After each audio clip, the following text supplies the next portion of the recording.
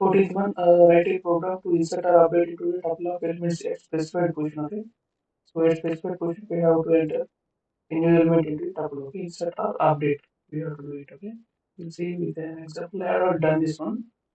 So I will explain first. Check it here. First, we have to enter some tuple here. Okay. It's like 1, comma 2, comma 3, or whatever tuple you enter here.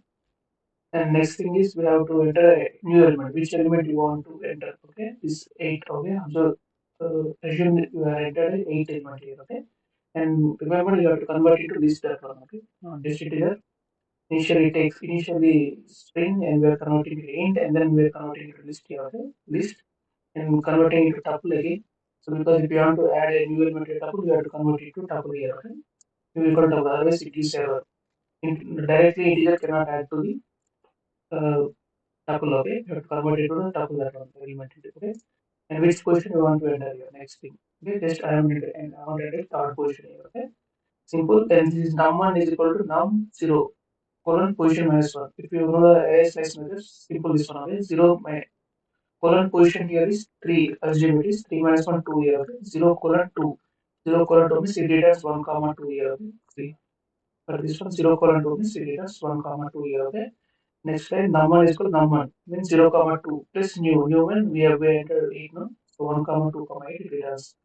So next thing num is equal to num1. What is the number here? 1 comma 2 comma 8 plus num position minus 1. Position minus 1 is the position is 3. 3 minus 1, 2 colon 2 colon 0. 2 colon 0. 2 colon just 2 colon here. 2 colon is returns last elements. 3 colon is last two elements. So 4 colon is last element. Okay.